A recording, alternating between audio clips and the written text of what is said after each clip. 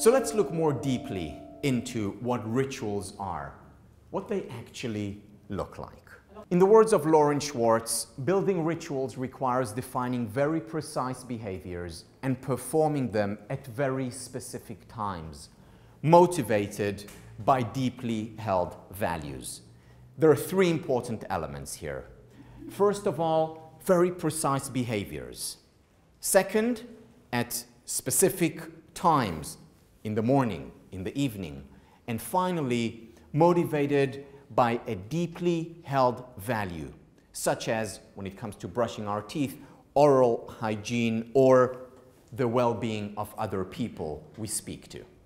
Let me share with you a few of my personal rituals. The first one is that a deeply held value for me is psychological health as well as physical health. And I know the research on gratitude. People who express gratitude on a regular basis, either writing it down every night before going to sleep or imagining it first thing when they wake up in the morning. People who express gratitude on a regular basis are happier, more optimistic, more likely to achieve their goals. They're actually more successful, more generous and kind toward other people, and physically healthier, so it actually strengthens our immune system. Which is why I have a ritual at precise times, precise behavior. Every night before going to sleep, I write down or close my eyes and imagine the things for which I'm grateful.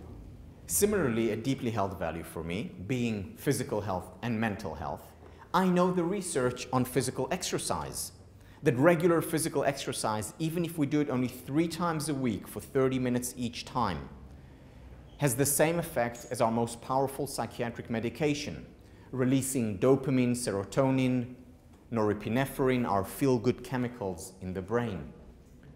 A deeply held value for me, which is why, rain or shine, I exercise at least 3 times a week, whether it's swimming, whether it's running, whether it's dancing.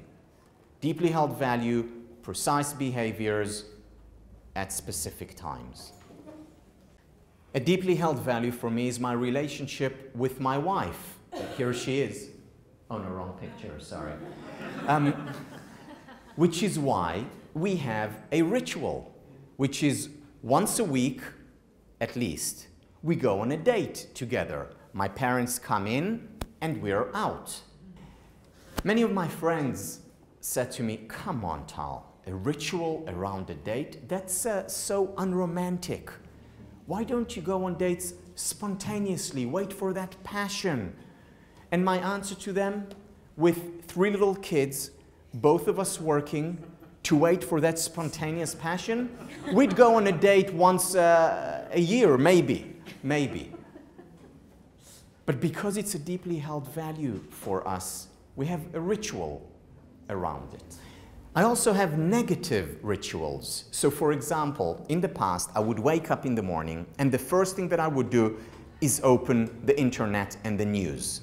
I love the news. So I would read CNN and the Wall Street Journal, and then I would read right-wing and left-wing papers. I would read papers in Israel, I would read paper in Singapore because I lived there. Before I knew it, it was an hour gone.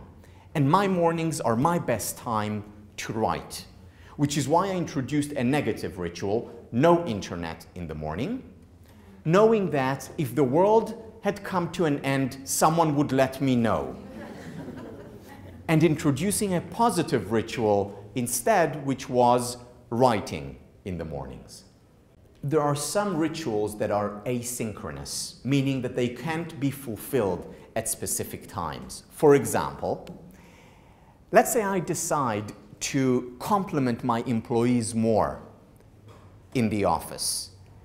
I can't say, well, every day at 11:17 a.m. I'm going to give Joe a compliment. It's a different kind of ritual. For those kind of rituals, what we want to have are reminders.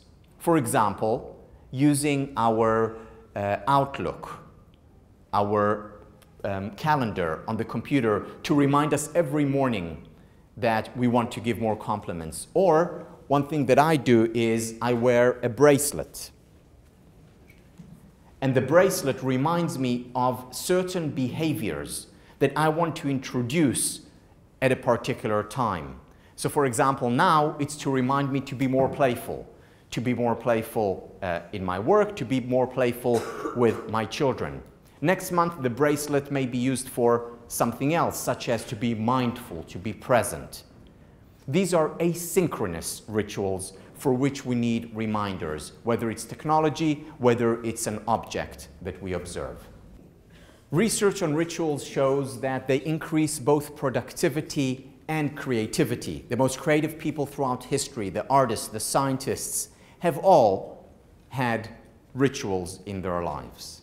You may be comfortable with a few rituals or many rituals. People differ in this respect. However, one thing is for certain: to bring about lasting change, if we want to fall into the C's category, there is no other systematic and reliable way of bringing about change other than through rituals.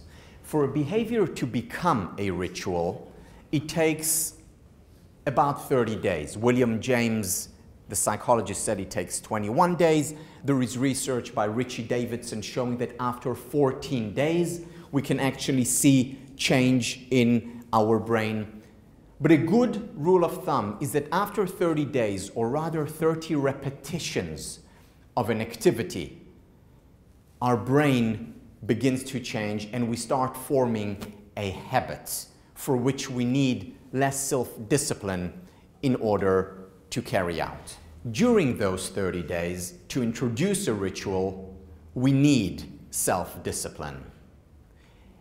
And since we have very little self-discipline, we should not introduce more than 1 or 2 rituals at a time. Because if we do, we'll end up doing nothing. Just like those long lists of New Year resolutions. So this month you may decide to introduce a ritual of a weekly date with your partner and regular physical exercise every Monday, Wednesday, and Friday at 7 p.m. Once you feel that these rituals, these behaviors are ritualized, are habits, a month later or 2 months later, you may move on to the next ritual, which could be expressing gratitude around the dinner table at home with your family. 4 months later, when you feel that these are ritualized and you feel the need for another habit, you may introduce brushing your teeth twice a week, and so on and so on. As few or as many rituals as you're comfortable for. There is no right amount. But one thing that we do know, that to bring about change, we must have those rituals and introduce them gradually. Because as Lohr and Schwartz said, incremental change is better than ambitious failure. Success feeds on itself.